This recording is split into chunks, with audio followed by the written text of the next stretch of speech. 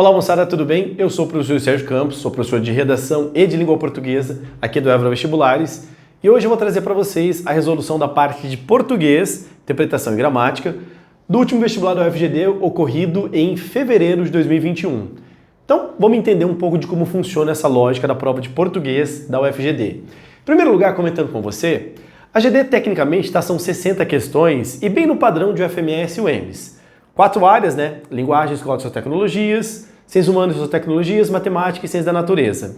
O detalhe é que é o seguinte, o FMS e o UEMS, 60 questões dividido em 4 matérias, essas 4 disciplinas, tecnicamente, têm 15 questões cada. A GD não obedece a essa lógica, tá? De divisão igualitária. A UFGD, por exemplo, na prova de linguagens, são 20 questões.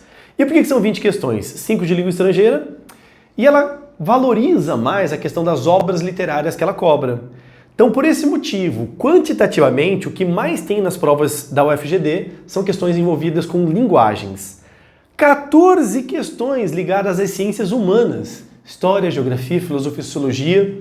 E aí você tem 8 questões de ciência da natureza, matemática, física e química, e 8 questões apenas de matemática. Eu estou falando apenas porque você pega o FMS e o UEMS, são 15 questões de matemática, 15 questões de ciência da natureza. Perceba que a GD, ela destoa, tá? Ela não faz essa distribuição tão igualitária das 4 áreas de conhecimento, tá bom? Sabendo disso, o que eu quero falar para você na prova de português é que é uma prova que tem textos longos, textos extensos, tá? Tanto que eu vou fazer com vocês uma questão em que eu vou partir do pressuposto que você já leu. Eu não vou ler aqui nessa videoaula com vocês. Então, olha só, são textos muitas vezes longos. Não satisfeitos em serem textos longos, são textos muitas vezes comparativos. Você vai ter o texto 1 e o texto 2, para numa questão de interpretação fazer um comparativo entre os dois textos. Então, de novo, vocês vão ter aqui, tá moçada, muita leitura, tá? A prova da GD exige de você um nível de concentração por um período muito estendido. E ela cobra curta-metragem, ela cobra filme. Então é uma coisa interessante, tá? Que depende da disciplina de artes, vocês vão ser bastante bem orientados, tá bom? Vou fazer com vocês, então, 4 questões desse último vestibular para que vocês tenham uma noção de como que é essa prova de português da UFGD. A questão de número 9, que é a que eu vou fazer com você agora nesse instante, ela tem um texto extenso. O que eu vou pedir para você, tá? Eu vou resolver agora a partir do pressuposto que você já leu. Mas, professor, eu não li. Presta atenção. Vou pedir para você dar uma pausa aqui nesse vídeo. Entre no nosso site do evoravestibulares.com.br e lá você vai encontrar as provas do FMS, UEMS e da UFGD. Dá uma olhada nessa prova do UFGD e eu vou pedir para que você leia esse texto, porque é uma crônica, é um texto longo, é um texto extenso. Então, dá o pause, vai lá e volta aqui, beleza? Bem, confio agora que você já leu e deu play. Vamos voltar então para a questão de número 9, que ele falou o seguinte, olha só. A partir da leitura da crônica Tempo, de Antônio Prata, assinale a alternativa que apresenta características observáveis nesse texto. O que você percebeu ali no texto? Veja só a letra A. Trata-se de um texto marcado por objetividade, com predominância da tipologia expositiva, que traz o ponto de vista do autor sobre um tema do cotidiano. Olha só, crônica, Cronos, tá? É uma homenagem, entre aspas, ao deus Cronos, que é o deus do tempo. Crônica necessariamente tem que falar sobre o seu tempo. O autor que escreve vai falar necessariamente sobre o seu tempo. Agora o que eu quero deixar bem claro para você, que já é um elemento para você eliminar os conceitos de objetividade e de subjetividade. Bem, o que é algo objetivo? É imparcial, concreto. Subjetivo é pessoal. Professor, como assim eu não estou entendendo? Por exemplo, olha só, um exemplo que eu passo muito para os alunos, tá? Pensa em cargos políticos, por exemplo. Cargos políticos. Como que alguém é um vereador, deputado federal, presidente da República? O critério é objetivo, votação. Então, objetivamente, você se candidata e o que for mais eleito, o que tiver maior número de votos, vai ser o presidente. Legal. Agora, por exemplo, para ser um ministro da Justiça, um ministro da Economia, ali é um cargo subjetivo, porque vai ser a escolha pessoal de quem for presidente. Então, objetivo é aquilo que tem critérios imparciais. Subjetivo é aquilo que vai para a sua subjetividade, para a sua pessoalidade. Moçada, quando a gente fala em crônica, que é um texto literário, ele necessariamente é subjetivo. É o autor colocando ali a sua percepção de mundo. Então tá falso aí a letra A. Veja a letra B. Trata de um texto marcado por subjetividade. Opa, vamos manter. Com predominância da tipologia injuntiva, vem aqui para mim. O que é o texto injuntivo? Mais um vocabulário para você absorver. Texto injuntivo é um texto instrucional. Um manual de instrução, por exemplo, um livro de receitas de como fazer um bolo. Injuntivo é aquilo que dá instruções, que determina o que você tem que fazer, como que você tem que fazer. Não foi a crônica. Então está falso a letra B. Letra C. Trata de um texto marcado por objetividade. Já eliminamos. É subjetivo. Letra D. Trata de um texto marcado por subjetividade, com predominância da tipologia argumentativa, que traz o ponto de vista do autor sobre um tema do cotidiano. Bem, caramba, professor, é argumentativo, né? Por quê? Porque é um ponto de vista dele. Ele está falando por que ele vê essas importâncias no tempo. Momento tenso, porque estamos entre D e E, né? Confere então com a letra E. Trata de um texto marcado por objetividade, você já eliminou e acertou facilmente, que a correta aqui ficou com a letra D de delta, tá bom? É um texto argumentativo, de fato é um texto que você tem ali uma opinião, tá bom? E uma opinião que ela é embasada mais em aspectos subjetivos, emocionais, individuais. Tranquilos?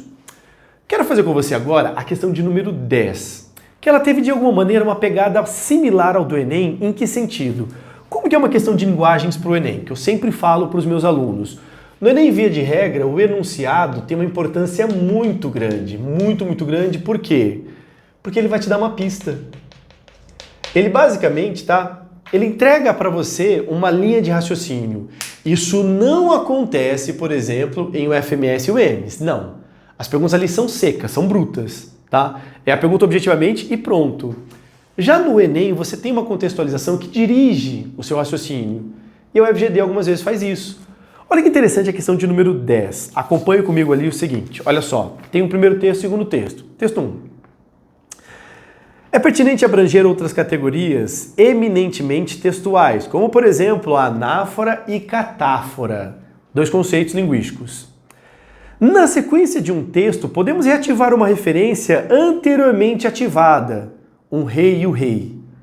Essa operação se caracteriza por uma anáfora, ou seja, constitui uma retomada de uma referência feita anteriormente. Ele falou para você, anáfora é uma referência anterior. Beleza? Segunda estrofe. As catáforas menos comuns em nossos textos do dia a dia ocorrem quando esse movimento de ativação e de reativação aparece invertido. Primeiro vem a referência que seria de retomada e depois a que seria a referência base.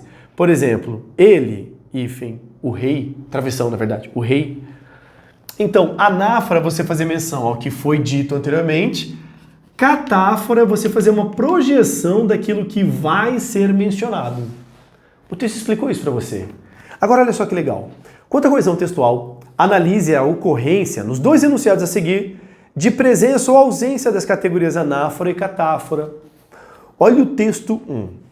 Ah, pobre Tom, meu menino mais cabeça dura, não estou sendo dura com você. Eu não faria isso.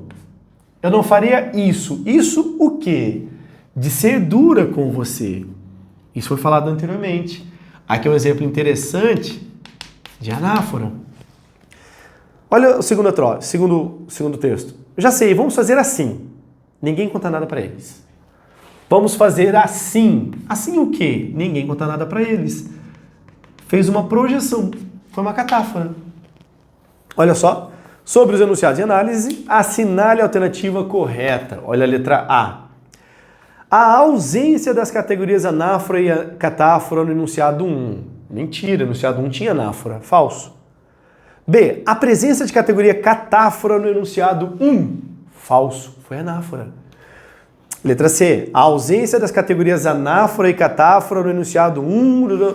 Vimos que é mentira. O enunciado 1 teve anáfora. Letra D. A presença da categoria catáfora no enunciado 1 e a ausência das categorias anáfora e catáfora no enunciado 2. O enunciado 2 tem catáfora. Letra E. A presença da categoria anáfora no enunciado 1 e presença da categoria catáfora no enunciado 2. Foi exatamente isso que nós vimos. Corretíssimo. Correto ficou com a letra E de escola. Percebe, tá, que mais uma vez, tá bom? A prova da GD mostrou para você uma linha de raciocínio para que você aceitasse a questão. Muito legal que a questão número 11 que eu vou fazer com você agora, ela foi bem gramatical porque foi pontuação. Ponto. Tá? Ponto em que sentido, tá, professor? Pronto, ela só quer saber de pontuação. Acompanhe comigo a questão número 11.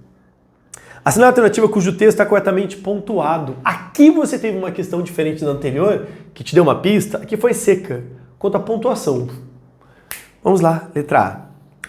O cinema é uma ótima forma de conhecer cidades em outros tempos. Em muitos casos, no entanto, os cenários estão lá em função de uma narrativa. Para testemunhar detalhes mais banais ou a rotina diária da correria, os vídeos caseiros são um bom caminho. Professor, eu não vi nenhum erro aí, eu acho que está de boa, né? Presta atenção, olha só. O cinema é uma ótima forma de conhecer cidades em outros tempos. Essa vírgula aí, tolerável, tá? Agora, em outros casos, no entanto, esse no entanto deveria estar entre vírgulas. Por que ele deveria estar entre vírgulas? O no entanto, você sabe, é uma conjunção. É daquela oração coordenada sindética adversativa. Mas, porém, contudo, entretanto, no entanto. Via de regra, o lugar de uma conjunção adversativa é exatamente quando termina a primeira oração e vai começar a segunda. E habitualmente ele só vai ter vírgula antes. Então, por exemplo, eu te procurei, no entanto, não te encontrei. Eu te procurei, vírgula, no entanto, não te encontrei. Agora, se você desloca, se você retira do lugar tradicional, que é entre a primeira oração e a segunda, tem que estar isolado entre vírgulas, como seria o caso ali. No entanto, vírgula, em muitos casos os cenários, não ter colocado no entanto entre vírgulas foi um erro, por isso que a letra A é falsa. Vamos para a letra B. O cinema é uma ótima forma de conhecer cidades em outros tempos. Em muitos casos, no entanto, os cenários, você percebeu que o no entanto não está entre vírgulas. Falsa, então, a letra B. Joga fora. O cinema é uma ótima... Letra C. O cinema é uma ótima forma de conhecer cidades em outros tempos. Em muitos casos, no entanto, os cenários estão lá em função de uma narrativa. Para testemunhar os detalhes banais ou a rotina diária da correria, os vídeos caseiros são um bom caminho. O senhor não colocou vírgula depois cidade em outros tempos? Em outros tempos é uma adjunta adverbial, é uma circunstância de tempo, que foi colocado no final do período. Adjunto adverbial, se ele está no final da oração, não precisa de vírgula. Professor, eu estou achando que a letra C não teve erro. Vamos conferir? Letra D. Vamos conferir as outras. Letra D. O cinema é uma ótima forma de conhecer cidades em outros tempos. Em muitos casos, no entanto, os cenários, o no entanto tinha que estar entre vírgulas. Joga fora a letra D. Veja a letra E. O cinema é uma ótima forma de conhecer cidades em outros tempos. Em muitos casos, no entanto, ponto e vírgula e cenários, horrorosa essa alternativa, horrível esse ponto e vírgula aí, muito falso, tá? Correto aí, você viu facilmente, ficou com a letra C. Letra C é que foi a correta.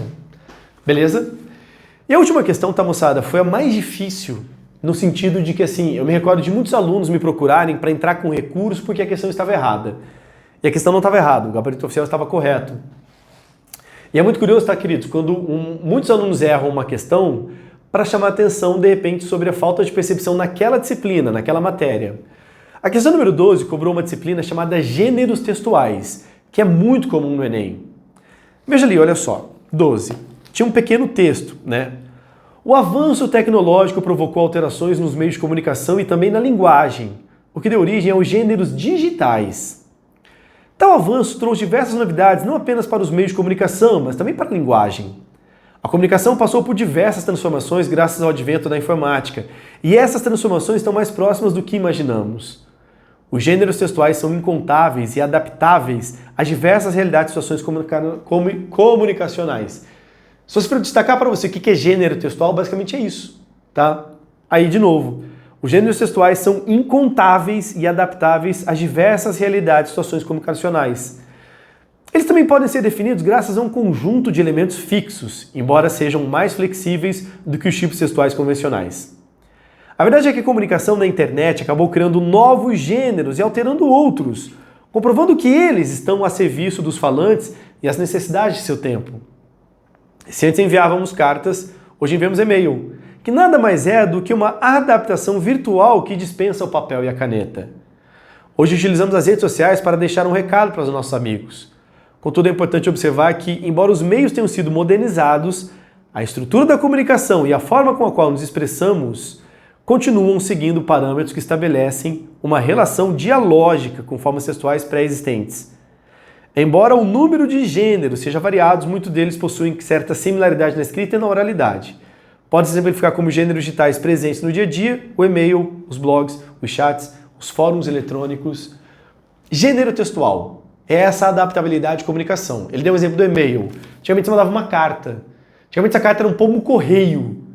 Depois vieram os correios. Hoje você tem e-mail.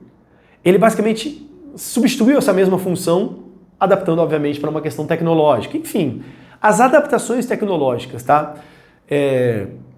Eu me recordo que, na minha época, faz pouco tempo, havia um Mirk, que era uma sala de bate-papo instantâneo.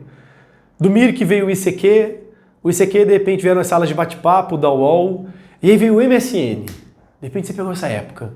O MSN, beleza, vamos lá conversar, tá lá. O Facebook incluiu ali salas de bate-papo, hoje a gente tem o WhatsApp.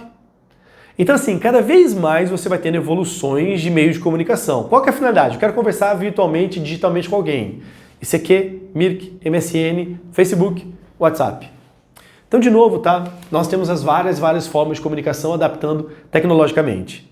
Olha só, Mike Alternativa que apresenta uma característica do desenvolvimento dos gêneros digitais. Uma característica, olha a letra A. Apresentam flexibilidade linguística, sendo possível ao usuário optar de forma consciente entre o uso de uma forma variante ou outra, fazendo a adaptação ao grau de formalidade, à circunstância e ao estilo. Depende de uma coisa, você mandar um WhatsApp para o seu amigo de sala de aula, que você vai ter uma flexibilidade linguística, você vai poder colocar figurinha, você vai poder colocar um emoji. E aí ele fala o seguinte, possível uma forma consciente entre usar forma variante ou outra, fazendo a adaptação ao grau de formalidade, à circunstância e ao estilo. O senhor parece que sim. Tenta a letra B. Apresenta um texto estável. Não, ele é flexível, adaptável, não é estável. Falso. C. Apresenta um forte controle, pois a produção de texto passa por um processo de controle de qualidade do material que é publicado na rede, havendo pouca liberdade de criação. Errado, tá? Não tem um forte controle. Pelo contrário, os gêneros digitais, os gêneros textuais digitais, são absurdamente amplos. Então, falso, tá? Letra D. Apresenta um espaço reduzido e individual. Pelo contrário, ele é amplo, ele é coletivo. Falso. E. Apresenta um processo de criação monoautoral. Prevalece a ideia expressa de um indivíduo em relação à escrita e à fala. Desse modo, o autor utiliza-se de regras de leitura para delimitar. Moçada, não é monoautoral, tá? Ele é amplo, diversificado. Queridos, tá? Perdão, correto então ficar com a letra A, tá bom? Moçada, passei para vocês um panorama de como que é a prova de português, a prova de linguagens da UFGD. Espero de coração ter contribuído para vocês. Ótimas provas e até, de repente, nos próximos vídeos aí. Um abraço, bons estudos, boa sorte!